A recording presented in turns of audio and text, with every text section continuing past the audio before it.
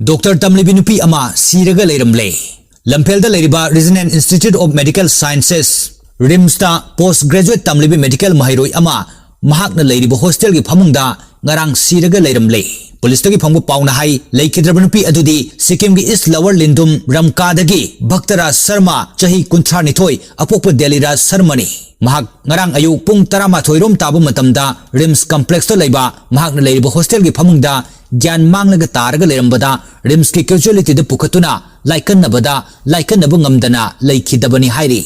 Mahak matau karam laikidabano haiba chap chaba khangba ngamdri.